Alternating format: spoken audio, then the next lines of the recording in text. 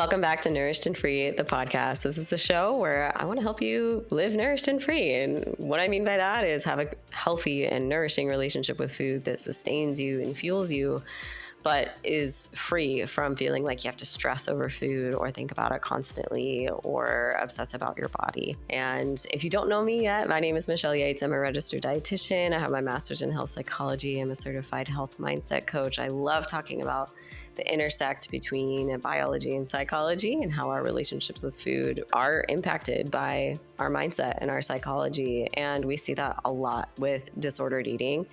And today, I actually do want to talk about something that's a little bit outside of my wheelhouse. I want to talk more about hypothalamic amenorrhea, which, if you don't know what that is, HA is basically when you lose your period because of overexercise and undereating and stress. And so because this is outside of my wheelhouse, but at the same time, it's something that I feel like is really important to talk about, and just like fertility, nutrition in general, and nutrition around your period, I wanted to bring in a special guest. So I've got Lindsey Lusson today. She is a registered dietitian who specializes in disordered eating and infertility. She has both personal and professional experience with HA or that period loss from overexercising and undereating. Her experience led her to become passionate about educating and empowering others to advocate for their health and take charge of their fertility through proper nutrition. She's helped hundreds of women recover from HA and over 160 get pregnant and take home healthy babies. And if you know me, you know I love babies. So I'm really excited for you to hear from her today and hear more from her lens, as she's much more specialized in the topic of hormones and fertility, nutrition, and HA, of course. Now, if you're sitting there and you're thinking, well, I struggle with overeating, I don't struggle with undereating or overexercise, be sure you check out my resources in the show notes. I've got a quiz that is free, totally free. It takes 2 minutes, and it's all about learning why you're overeating. So be sure you check out that quiz in the show notes. And if you have a suggestion for a future podcast episode, or you just want to leave some feedback, you can send me a message. There's a little link at the top of the show notes as well to send me a text and let me know what's on your mind. Just know that I actually am not able to respond to that. Like, there's no way for me to respond to them. So it's purely just for you to give me feedback. I won't be able to respond. But yes, if you love this episode, please let me know by leaving a rating and review, and don't forget to follow the show as well so you never miss an episode. All right, welcome to the show, Lindsey. I'm so glad you're here. I'm so happy to be here. Thanks for having me today. Yes, thanks for giving me the gift of your time today. That is a very serious gift I don't take lightly, so thank you. Okay, so really excited to have you on the show because we do talk a lot, or I get questions a lot about fertility and, what's happening around our period, biologically, nutrition-wise, all of that. And I know your specialty in particular is more focused on hypothalamic amenorrhea, which I think is awesome that you're digging into that. Like, you don't see that very often, that people like really specialize in that. And it's an issue that I've definitely seen a lot in my work as a dietitian. So let's start off, because I know I was on your show last week, which was super fun to get to know you there.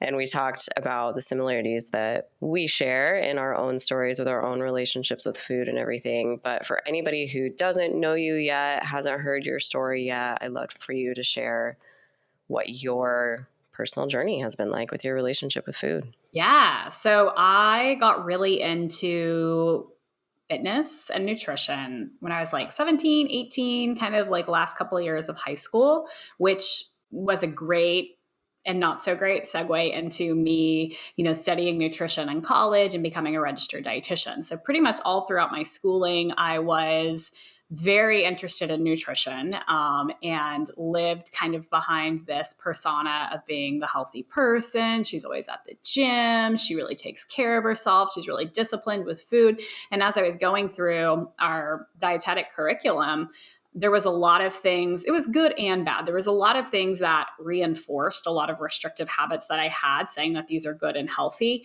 And it opened up my mind to how important nutrition was for the body to function optimally. Unfortunately for me, this obsession with exercise and healthy eating not so slowly spiraled into an eating disorder, but I was always I was never underweight. So I was really able to kind of fly under the radar for almost a decade struggling with an eating disorder, and psychologically maybe knowing that in the back of my mind, but as eating disorders can be very convincing, I always thought I kind of had it under control until I didn't. So fast forward to the end of grad school, my mom basically forced me to go get like a very thorough health assessment with an outpatient eating disorder clinic. And I obliged basically to hopefully shut her up.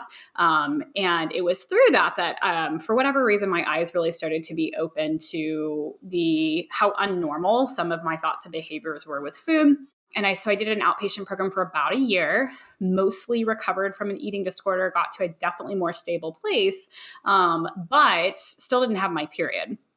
And I guess I should backtrack. I lost my period around that fitness journey, 17, 18 years old. It was a mystery to every healthcare professional I saw. I saw reproductive endocrinologists. I saw OBGYNs. I saw pretty much everything shy of functional medicine doctors and naturopaths, because those weren't really a thing back in the early 2000s. And nobody knew what to do with me. Nobody like checked on like your nutrition status or like... No, there were zero questions asked about my nutrition. And on the other side of this now, I do know two things. I do know that healthcare professionals across the board don't know how to screen for eating disorders. So again, what they're seeing is this disciplined athlete who has a low but normal BMI and pretty normal blood work, which is so common with HA. She's just not getting her period. And so the solution from a medical perspective, solution, air quotes, if you're not watching this video, the solution was to put me on the birth control pill. Well, fast forward 10 to 15 years, we know that the birth control pill doesn't do anything. It's actually depleting your body of more nutrients. It's not protecting against the rapid bone loss that occurs when somebody isn't having their cycle at all. And it's giving people a false reassurance. In my situation, where they weren't getting a period, it's giving them a false reassurance that, hey, you're getting your period, you're totally fine. Continue to exercise for 2 hours per day, continue to restrict your food. And so that was my experience with it. And the whole issue of the missing cycle for me and a lot of the women that I work with is very much swept under the rug until someone's ready to have a baby. And then when you have a baby, the next solution is to start fertility treatment. And because most people who aren't getting their period, their hormone levels are all tanked out, it's not this like simple solution of, oh, well, let's just give them, a pill to make them ovulate, or let's just do some low level fertility interventions. Like, you're basically thrown into IVF. And again, the whole problem is typically not addressed medically. Yeah, so many interesting things there, like just the sweeping under the rug. I actually, I lost my period too when I was, I never had a normal period actually at any point. I do have PCOS, so I think that was a part of why that got missed, like that undernourishment piece got missed. But I, in the same way as you, was never like severely underweight because I'm so short. It just like never flagged anything for anybody that, oh, I've lost a bunch of weight, but I'm still so short. So I'm quote unquote healthy. Yeah. Because I'm still in that BMI range, and anyway, but I like wasn't having a period, and, I do have PCOS. So I think that was like a part of it too, but I'm also like looking back, I'm like, I know I was not eating enough and I was exercising. Like that's a part of it too. I was just not nourishing myself enough, but of course nobody really like checks on that. Yeah. Yeah. They don't, they don't ask. Yeah, exactly. So, there's definitely the lack of proper screening for eating disorders or disordered eating. And then, of course, like the weight stigma of how could this person possibly have anorexia if her BMI is, 20. Right. And again, and I kind of already hinted at this, but just the way that I think like the medical mind works and how most doctors are trained is kind of like this flow chart of, okay, person, do they have X, Y, or Z? Okay, what's the answer to that question? Here's where we go. To where the end of the flow chart, medically speaking, in a traditional medicine setting is, does this person want to get pregnant? No. Let's put them on the pill. Do they want to get pregnant? Yes. Let's send them to a referral to a fertility clinic. Sometimes people use hormone replacement therapy, which is a better bridge. And we can get more into this too. But like when you aren't getting your period and your estrogen levels are low, one of the major benefits of estrogen, among other things, is protection of bone mass. So you're actually losing bone at a pretty rapid rate, and you're not able to build bone like you would if you were cycling regularly. This is one of the reasons we see the biggest risk increase for postmenopausal women is because they aren't having a cycle. Well, if you're 20 and not having your cycle, you can very easily end up with the bones of a 67-year-old. So originally it was thought, hey, let's give them some synthetic estrogens through birth control to fix this. Now we know that that actually doesn't really make a dent in bone loss when somebody isn't getting their period at all. So some practitioners will recommend hormone replacement therapy, which actually can be effective for slowing some of the bone loss, but kind of the gold standard is getting your cycle back. But most doctors aren't going to tell you to do that or how to do that. So how does hormone replacement therapy differ from being put on the pill? So with hormone replacement therapy, you're taking bioidentical hormones. So it's the actual hormone that should and could be made by your body. With most oral contraceptive pills, it is a synthetic form of the hormone, and that doesn't do the same things, which is why... And this is not for everybody, right? Because some people go on birth control for a variety of issues with their period or their hormones or what have you, and feel amazing. Like it can be a game changer for some people. And some people are on the pill to prevent pregnancy, and it's really good at that, right? But this is another reason why some women will feel like crap on synthetic hormones from oral contraceptives and feel very different than they do when they have their body's natural flow of hormones. Oh, that's interesting. I've always wondered what the difference was with that. So thank you for explaining that. Like, this isn't my wheelhouse. So hormones, I don't know. No, it's not my thing. So also just this whole like concept of come back when you want to get pregnant, I feel like is so common. I know that's for sure how I was treated when I got my PCOS diagnosis. They put me on the pill. They said, well, it doesn't matter because you don't want to get pregnant right now because you're 19 and you're not married, blah, blah, blah. But yeah, like even at that point, I was like, well, why does it have to be then that we start to consider what my body is doing on its own? Like, why do we have to put me on the pill? Anyway, I just like, even at that point, I was like, this doesn't really make sense. And I went on the pill for 2 weeks, got my period when I wasn't supposed to, and I threw them out. I was like, nope, this is stupid. I wasn't supposed to get my period right now. I got it anyway. I don't want to do this. So talk us through with hypothalamic amenorrhea or HA.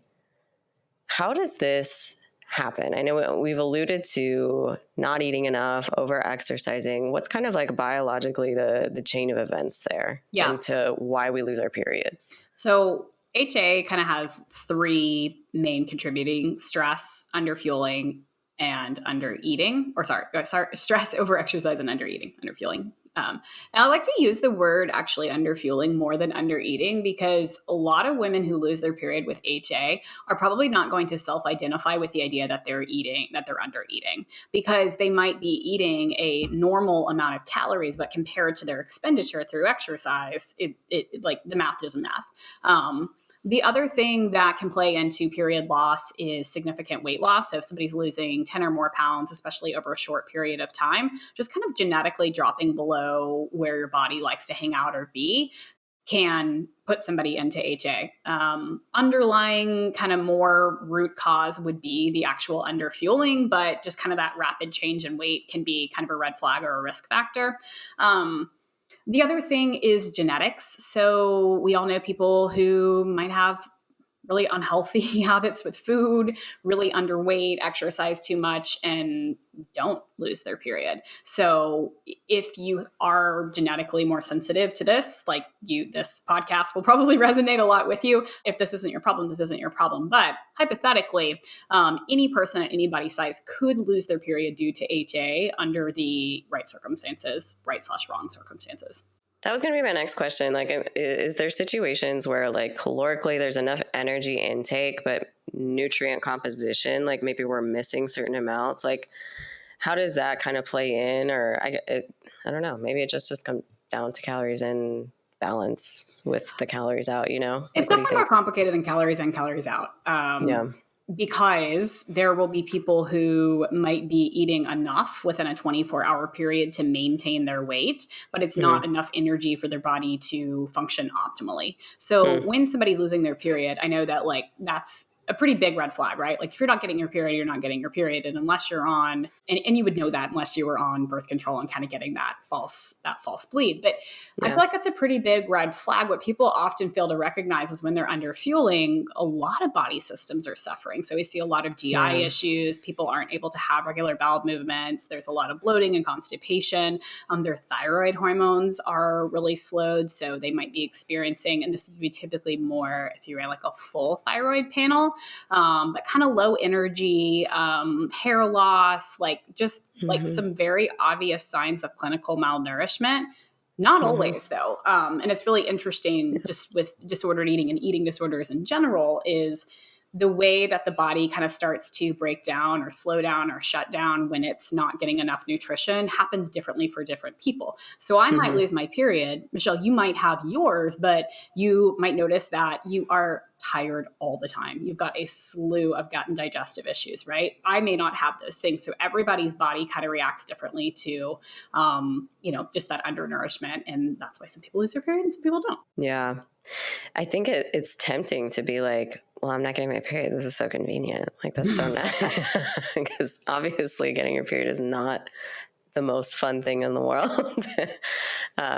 But walk us through like, well, you did talk to the bone loss risk, but why should we worry, I guess, if we're not getting our period? I mean, it sounds like even if you don't necessarily notice other symptoms, if your period is gone, then there's evidence right there that hormones are not functioning properly. Yeah. Can you speak more to that? And I guess the risks behind not getting your period enough or at all? Yeah. So the bone risk is huge. I think that's the one that's most universally recognized by most healthcare practitioners.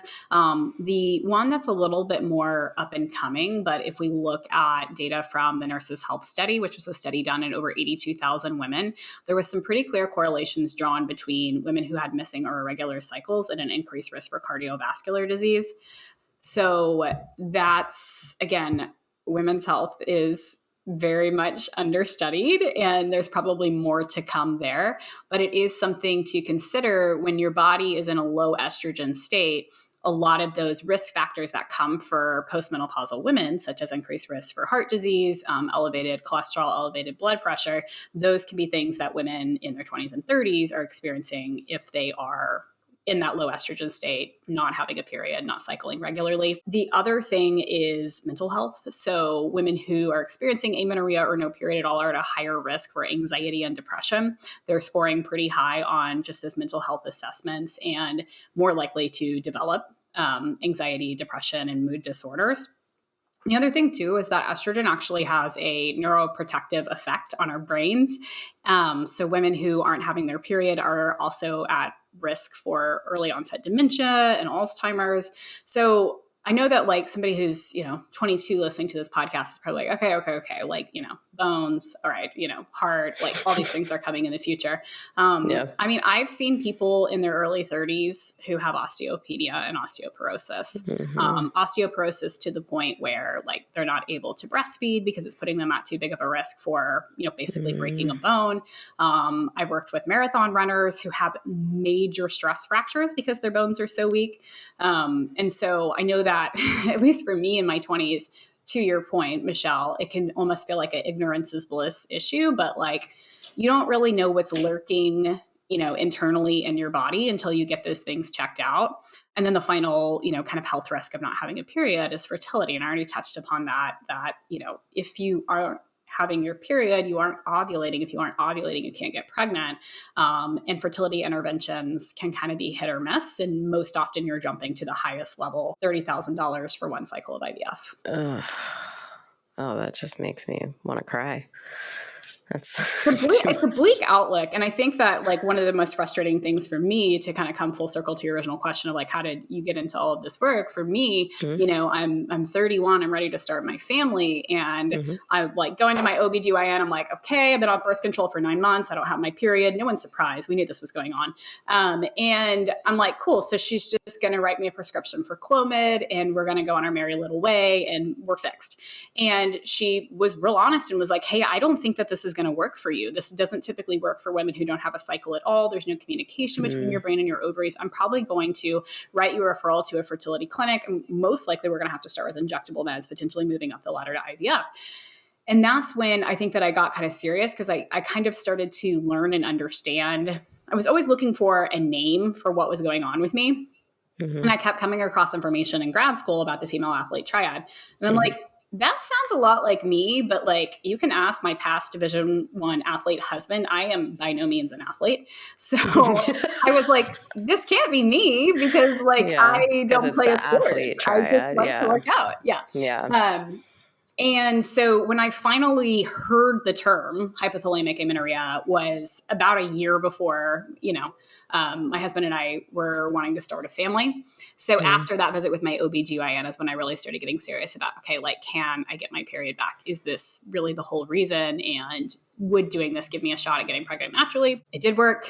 I've had 3 natural pregnancies, blessings, since then. And after that experience, I kind of started to just share that with people on social media. I knew that I wanted to do something with women's health and helping women heal their relationship with food. And the more that I talked about my personal story, the more that I realized that like, this isn't that uncommon. And there's a huge gap in women feeling known and understood, getting properly diagnosed, and an even bigger gap in women being able to actually recover and get to the other side of their fertility journey. So we want to do today. We brought up the triad. I did like some undergraduate research with that when I was in school, and we noticed like even among the athletes, it was something that, and the dietitian like heading the research project, like this was kind of the whole reason she did it in the first place. It's something that's just not talked about among athletes and coaches and all of that. But then like the other side of the coin of that is, to your point, is what about the non-athletes who are excessively exercising? You don't need to be playing a sport to be using a lot of energy through movement, and I think it's something that isn't, people aren't aware of it. There's no screening for it. Like it's a shame. It's a shame. So what are some things that women can focus on if they've lost their period? Because we've already established like, hey, this is important. We should get our periods regularly. If you're not on the pill, then let's try and get that back naturally for a lot of reasons: mental health, bone health, cardiac risk, all of that. What are some things that we can focus on when it comes to nutrition for restoring a lost or irregular cycle? So nutrient timing is huge. I see a lot of women, whether they're getting their period or not, under fueling during the day. I think we talked about this last week, Michelle, but the idea of like, I'm going to be good all day long. So I'm going to have, a protein shake for breakfast, a salad with the dressing on the side for lunch. And then by then it's already 4:00. So I might as well just push off until dinner. And then you get home and maybe you're binging, right? Well, maybe calorically you're eating enough because you're maintaining your weight. But if you think about it, realistically, you woke up, you went to work, you might have walked to work, you might have, done a little walk or a lunch workout or something like that. You've gone through almost a full day of eating, I don't know, like 500 to 700 calories, but your body has expended a lot. So we see this in the clients that we work with, even who do have their cycle, but are maybe having difficulty ovulating, or their cycles are really irregular, is we want to first make sure that the energy is available all day long. So making sure that you are actually eating breakfast, lunch, and dinner. And if you're an active woman, having snacks in between. I also like to emphasize balance at meals, and making sure that there are actually carbohydrates, fat, and protein at the meals, to make sure that, again, the salad with the dressing on the side, like there's no protein. There's probably, if you're doing a low fat dressing, there's not any fat.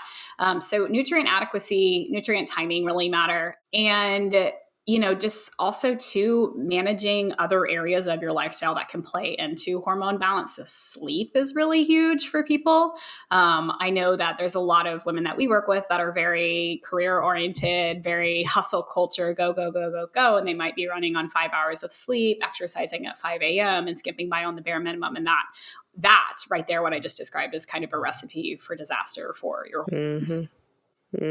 Yeah. That hustle culture, it'll get you.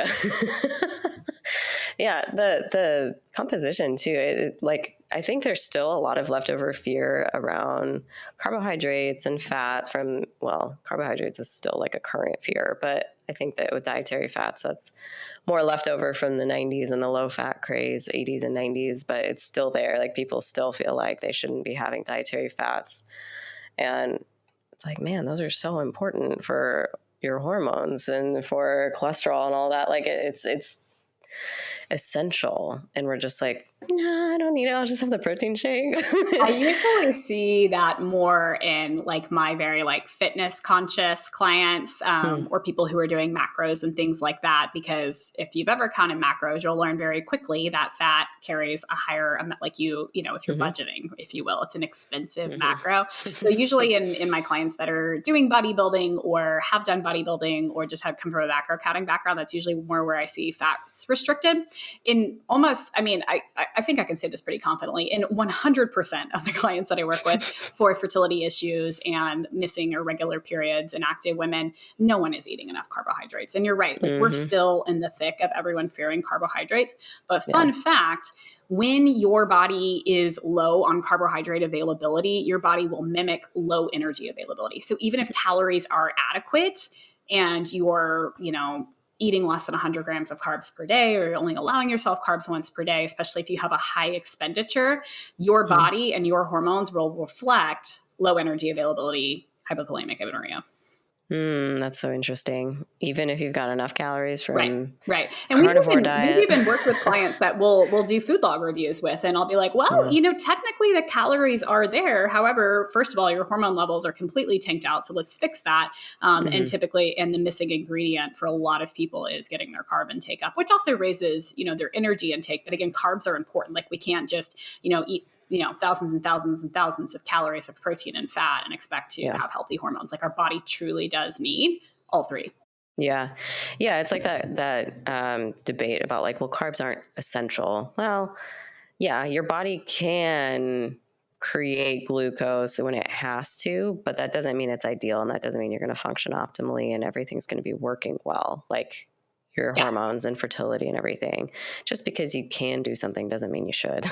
Yeah, exactly. And I think like people that are pushing that agenda are also people who are probably trying to sell people into body recomposition, weight loss, that type of things. And like, yeah, sure. Like that works, air quotes, for a finite amount of time on achieving that specific goal. But it's also like at what cost hormonally, mentally, physiologically. And I believe we're going to start seeing a shift in that over the next decade, the shift away from low carb and all of that. Hopefully. We'll see. I don't know. I don't have a lot of faith in mankind when it comes to nutrition advice. Well, I'm sure that it will be replaced with another fad, but I think but like, I don't know how many people like listening to this podcast are in their, 30s or 40s, but like the longer that you live, the more that you'll see diet trends kind of circle back around.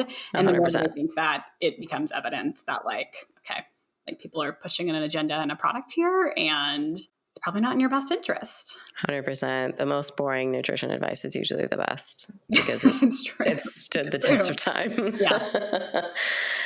So for somebody that doesn't have regular periods or regular cycles, but they're like, I don't want to get pregnant yet, but I will in the future.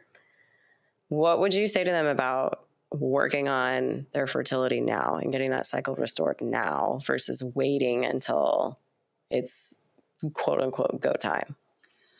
I would say that it will probably never feel like the right time to get your period back.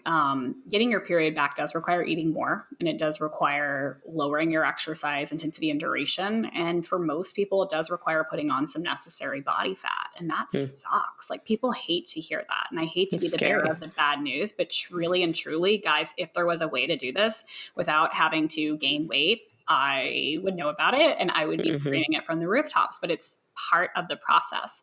So understand that whether you're 23 or 33, you're probably never going to have this day where you wake up and you're like, today's the day. Like, I'm so ready to embrace all of these uncomfortable changes. So what I would say to somebody who wants to put it off or doesn't think that it's important right now is that psychologically it gets a lot harder. We know that early intervention is key for healing from disordered eating and eating disorders. And the longer that they go on, the harder it is to fully recover from them, which means you might have a harder time getting pregnant and being able to get your period back, not physiologically, because the body's actually pretty dang resilient, but psychologically, it might be harder for you to truly overcome that because you're just going to be stuck in your ways a little bit more. You're going to become more functional in your disordered habits with food and exercise.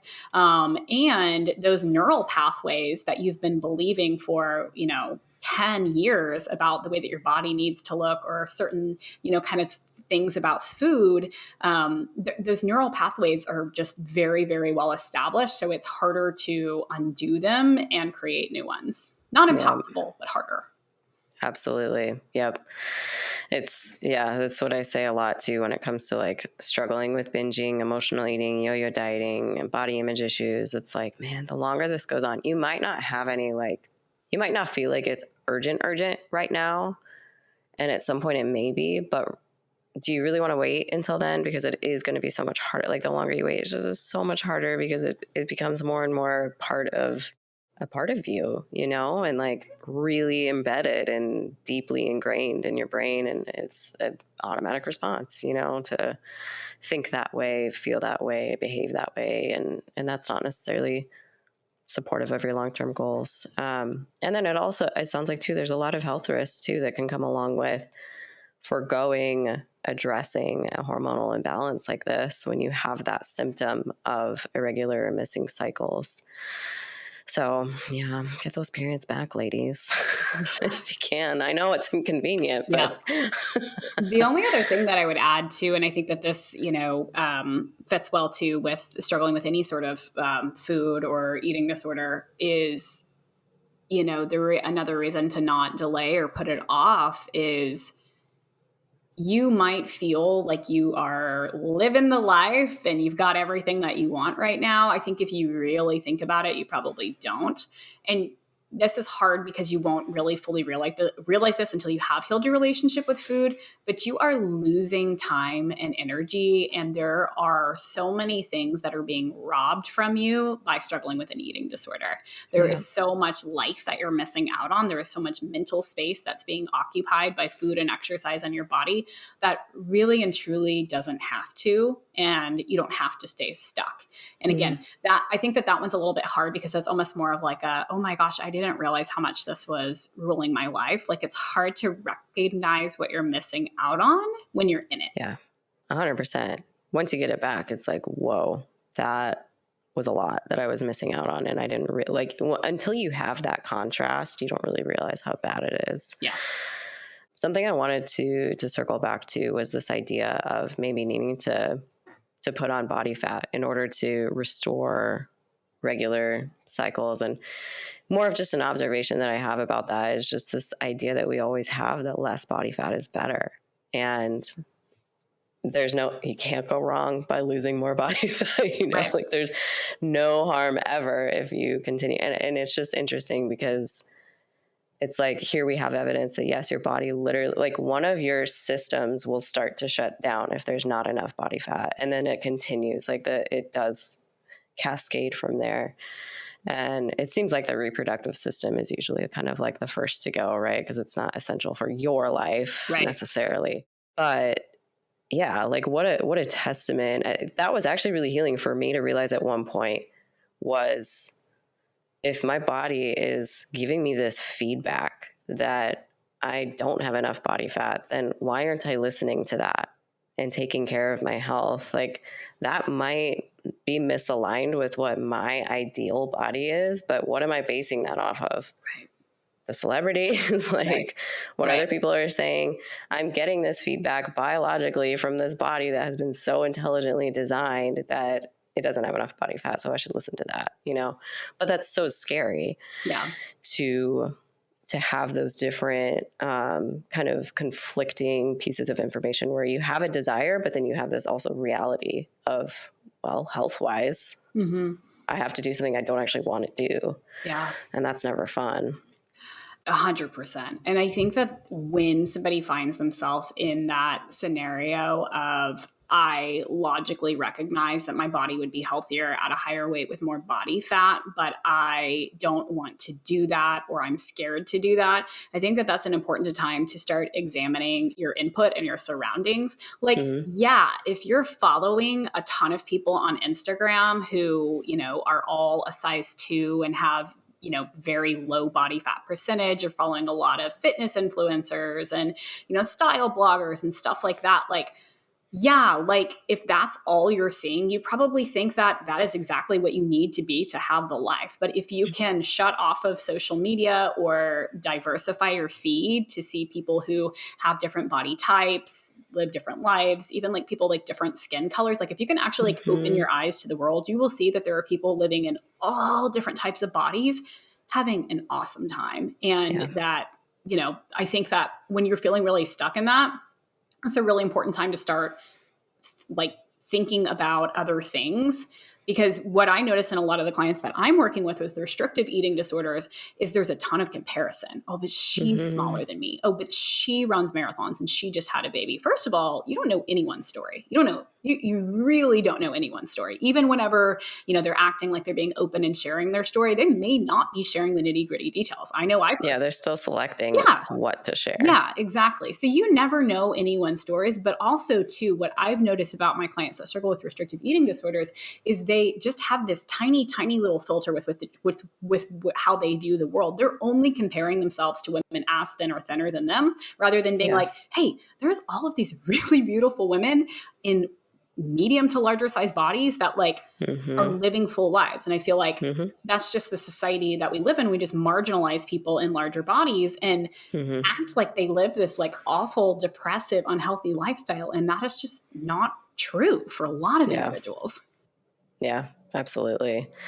It's tough to get outside of that point of view. And I think like we just get so used to looking outside at other people, and we forget to look inside at ourselves and at how we're feeling, and even just physically how we're feeling. Like if you're not getting regular cycles and you have all these other things coming along at too, with like gut issues or low energy or whatever it is, we can miss that feedback from our body when we're just so focused on what's going on out here and on our screens and in that person's life, that you just forget to examine your own and think about how you're doing as an individual. It's a hard mindset to get out of, but it's so important, and it can be so transformative and then help you become healthy, or healthier, I should say. Okay. So I've got a couple of questions for you on the topic of just like menstruation and nutrition in general, like that. I get questions like this all the time when I do like a question box on my story or something. It'll be like, how do my nutrition needs change during my period or whatever? And I'm like, this is not my specialty, so I'll ask Lindsey. So first thing, we were talking about this before we started recording, is like appetite changes around pregnancy. I have a little bit of knowledge on this, but like I said, it's not my specialty. So I want you to share like what you know about the changes in our appetite that we can experience around menstruation when we are having a successful cycle. Yes. So in your follicular phase, so that is the first half of your cycle before you ovulate, hormone levels are typically kind of in a lower range. This is typically, if you're an active woman, this is probably the time when you feel a little bit more motivated in the gym. You're going to be more likely to push yourself, and you're kind of, feeling good in your cycle. As we gear up to ovulate and make a baby, there's a major shift in hormones. We see pretty much all of our major players in the hormone cycle, FSH, LH, estrogen, are all surging at the same time. That's a biological event that has to happen for ovulation to occur. And when this happens, people can kind of go a couple of different ways. Some people can still feel really good. Some people will start to notice ovulation symptoms. A lot of people will bloat around the time of ovulation, have an increase in sex drive, like all the things are happening, right? And then after we ovulate, we have a rise in the hormone progesterone. When there's a rise in progesterone, we also have an increase in our basal metabolic rate due to the increase in body temperature. So if anybody tracks their cycle or they've ever done like a wearable or use a thermometer, you will see about a half a degree shift between your follicular phase before you ovulate and your luteal phase, the phase after you ovulate. And with that increase in temperature is an increase in your metabolism, which will also increase in your appetite. So some women report feeling hungrier in their luteal phase. A lot of women, I think that this makes sense if you just think about yourself. Most people are talking about feeling hungrier right before their period starts or when they're on their period. And anytime there's those kind of rapid shifts in hormones, it can definitely impact our appetite. But the body actually does burn, on average, about 300 calories more in your luteal phase versus your follicular phase. So there is like an actual biological need for more energy in the luteal phase due to the increase in metabolism. And if you think about it, it makes sense too. The whole point of having a period is preparing your body to make a baby. So the body in the luteal phase is kind of in this slower, you might be feeling more tired. You might be feeling more bloated. You might be a little bit, kind of less motivated to get out there or to go to the gym. And you might be hungrier. And again, if you think about that from a biological perspective, your body's kind of preparing to make a baby. And so it would be asking for an increase in energy and food. It's so interesting. Like we constantly second guess hunger and are like, why am I hungry? Like, why do I feel so hungry? This is just like my body trying to sabotage me and make me get bigger. And I don't want to get bigger because that's scary. And but it's like, no, there's usually a reason. Like right. Usually we can boil it down to some sort of biological need when we look at all of these different things going on in your life. Maybe you walked a lot yesterday. Maybe you're getting sick, or you're gearing up to do something that's kind of miraculous with your body, even though it happens like in the background for you and you're not actively like thinking about, okay, now I have to like shift my hormone into this, but like you're not thinking about it, but your body is working really hard. And that's I hadn't heard that until today, until you said that about the 300 calories on average. Obviously everybody will have a difference there, but it's very interesting that correlates with an increase in energy use. Like, wow, shocker. Right. There was a reason that we were feeling more hungry. Right. We use more energy. It's just, It's fascinating. Are there any other like nutrient shifts that you think are helpful to make, like iron because you're losing blood or something like that, like things that during that time so the iron helpful? Thing is really going to depend upon how much you're bleeding. So in a healthy or a normal menstrual cycle, bleeding of anywhere between 3 and 5 up to 6 or 7 days can be normal for each individual.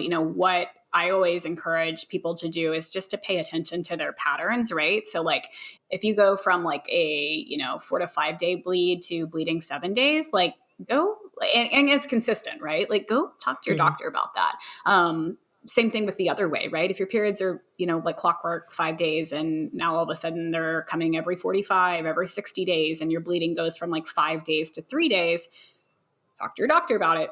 Examine your energy expenditure and your intake, So if somebody is having heavy bleeding, iron can start to become a concern. But in my field of work, rather than just being like, oh, take an iron supplement, I would be like, okay, well, why are you having heavy periods? And especially if there's pain is never normal. And I hate, I don't hate this topic. I hate I hate the stories I hear around this topic of heavy, painful periods, because there are so many women who are just dismissed and made to think that is normal, and that is not normal. So if that is your experience, make sure that you're getting second opinions and working with practitioners who will actually listen to you, because there are things that you can do to make that time of the month not so unpleasant.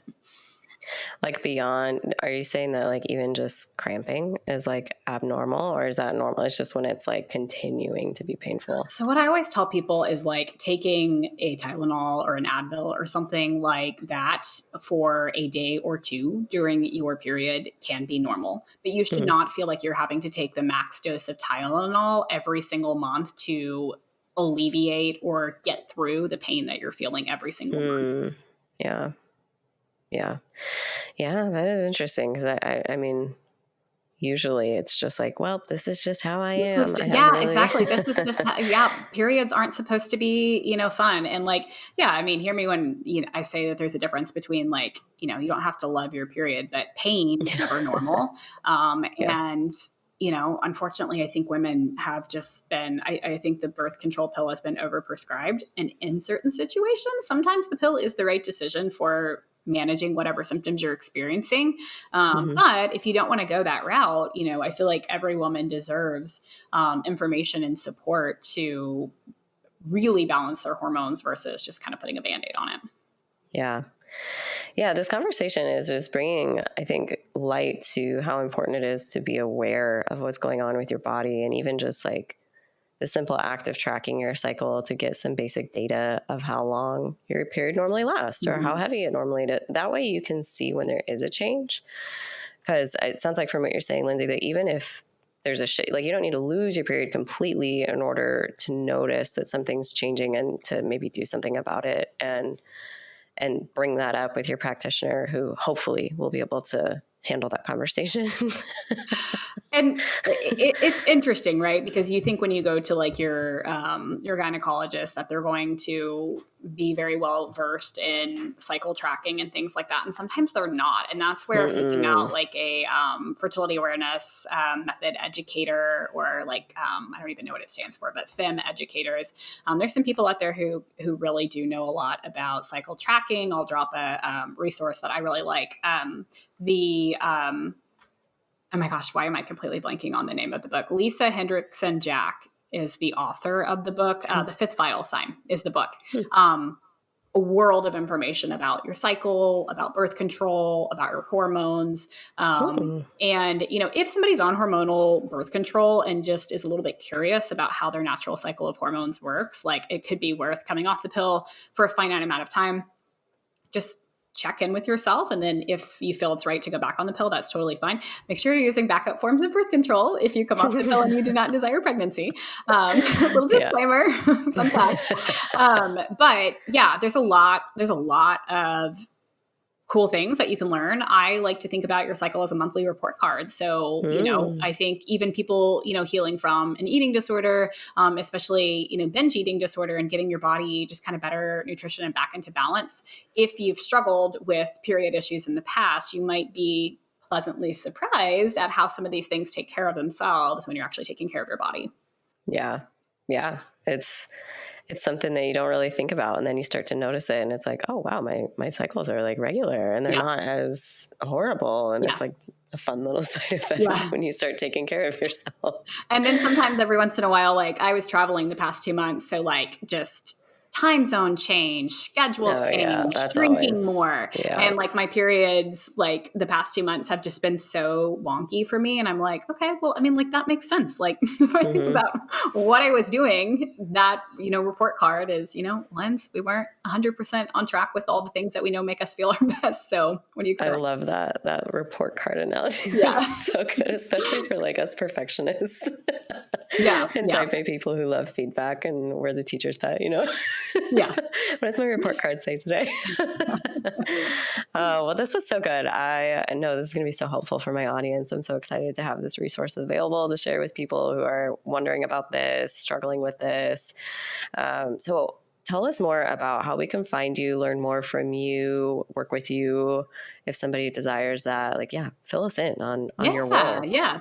So I'm probably most active on Instagram. I'm also on TikTok, but I more hang out on Instagram. Food.freedom.fertility is my handle on both platforms. And follow along. I share like information really more geared towards active women who are trying to conceive. And we didn't actually get into this a whole lot, but I'll just drop this in right here. Not everybody who is under fueling and over exercising completely loses their period. And there are fertility issues that can show up in your cycle, and that, is a big major player as to, why somebody may not be ovulating or being able to get pregnant.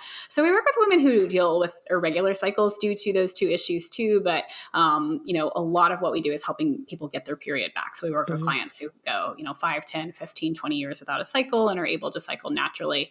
And so, that's what we do. You can follow on Instagram. I also have a podcast, Period Recovery and Fertility podcast. So if you just want to hang out and follow along, that's fine. Or if you're interested in working with our team, I'm going to share a lab guide that I wrote that's just going to tell you a little bit more about your hormones and what typical hormones look like when you're experiencing HA, as well as some lifestyle questions to kind of ask yourself. Because if you're like me and a lot of the women that I've worked with, it's a journey to admit that maybe your healthy habits aren't so healthy, and just kind of a self-assessment question. And then at the bottom of that guide is opportunities on how to reach out and work with our team if you are interested in more support. Oh, that sounds like such a good resource. And that is a hard reality to be like, oh, maybe I'm not the picture of health. Yeah. Because I think at the end of the day, first of all, nobody likes to admit they're doing anything wrong. I mean, raise your hand if you love being wrong. No hands raised ever. Yeah. But a lot of times too, there's a lot of pride, taken in the way that, we think we're taking care of ourselves, or especially if we're getting a lot of praise and validation, right? Of people being like, oh, you're so fit, you're so disciplined. And so, it can be really hard to accept that maybe it's not so healthy and maybe some things do need to change. But just kind of my hope, just that women start to be a little bit more educated at a minimum, and eventually take action. Yeah. Love that. I will put all the links to all the things in the show notes too, to make it easy for anybody that wants to learn more from Lindsey, which I highly recommend. It's something that we don't hear a lot about when you're a woman, is the importance of your cycle and how that can be, like Lindsey said, a report card for you. And again, like back to something we said before, it can just kind of be something that's dismissed and seen as an inconvenience and not as any kind of important information, but it really does provide quite a bit of information for you. So learn more from her. She's great. She's awesome, as you've learned from this 45-minute episode together. And we so appreciate your time today. So thank you. Absolutely. Thanks for having me on. You bet.